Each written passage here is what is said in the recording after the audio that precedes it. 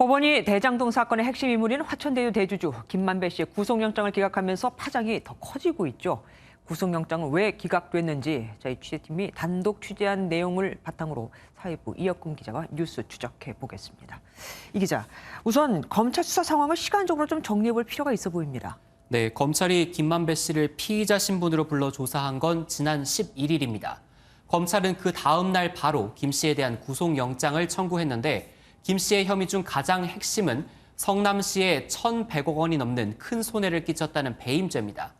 여기부터 저희 취재진이 단독으로 취재한 부분인데요. 네. 검찰은 김 씨에 대한 구속영장을 청구한 다음 날 성남시청에 대한 압수수색 영장을 뒤늦게 청구합니다.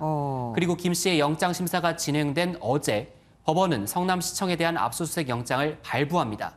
이정수 중앙지검장은 어제 국정감사에서 성남시청 압수수색과 관련해 절차를 진행 중이라고 답했는데 법조계에선 밀행성이 최우선인 압수수색을 공개적으로 예고한 것 아니냐 이런 비판도 나왔습니다. 게다가 검찰은 어제 압수수색 영장을 받아놨지만 오늘에서야 성남시청에 대한 압수수색에 나섰습니다. 김만배 씨 구속영장이 기각된 직후에 성남시청에 압수수색 들어가는 거는 뭔가 많은 국민들이 보기에도 순서가 잘못된 것이 아니냐.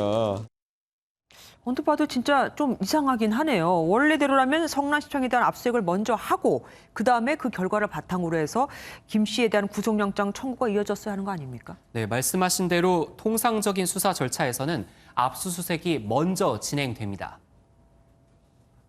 그러니까 원래 충분한 수사를 한 다음에 구속영장 신청을 해야 되죠. 근데 이렇게 앞뒤가 바뀐 영장 청구는 검찰의 부실 수사를 자인하는 것이고요. 검찰의 수사 의지가 여전히 의심스럽습니다. 판사 입장에선 김만배 씨의 구속영장을 논리적으로 기각할 수밖에 없었다는 해석이 나옵니다.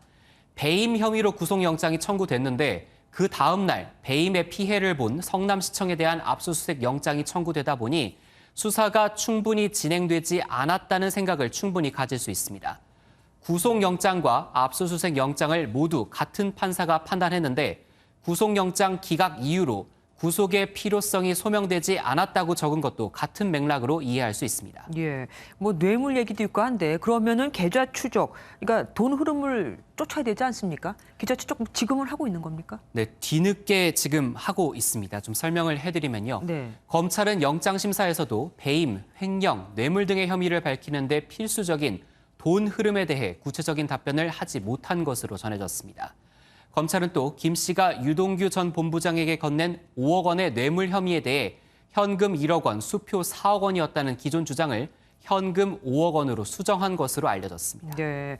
그리고 대통령은 이 대장동 의혹 수사를 하면서 검찰과 경찰이 잘 협력해서 해라고 했는데 손발이 잘 안 맞는 것 같습니다. 네, 맞습니다. 중앙지검과 경기 남부청 사이 한 라인은 깔렸지만 불협화음이 나고 있습니다. 앞선 리포트에서 보신 것처럼 유동규 전 본부장이 쓰던 휴대전화 압수수색을 놓고도 검, 경이 부딪혔고요. 양측은 성남시 수사와 관련해서도 한쪽이 먼저 확보한 자료 등에 대한 문의나 정보 공유 등이 전혀 이루어지지 않았습니다. 예, 완전히 그냥 남보듯 하는 거군요. 검찰의 수장인 김호수 검찰총장도 논란이 휩싸였던데 이거는 왜 그렇습니까? 네, 김 총장이 총장 임명 직전까지 성남시 고문 변호사였기 때문입니다. 아이고. 야당에선 강하게 비판했습니다.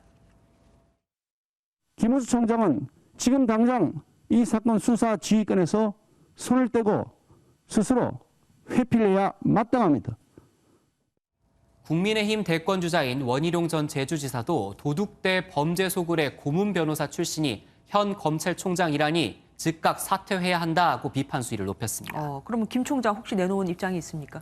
네, 있습니다. 봉사 차원에서 성남시 고문 변호사를 했다 이런 입장입니다. 김 총장은 지난해 12월부터 올해 5월까지 매달 30만 원씩 고문료를 받으며 성남시 고문 변호사를 했다고 밝혔습니다. 다만 자신의 고문 활동은 대장동 사건과는 일체 관련이 없다고 선을 그었습니다. 수사 과정에서 불필요한 논란이 없어야 국민들이 이 수사를 결과를 믿을 텐데 말이죠. 지금까지 사회부 이혁근 기자와 알아봤습니다.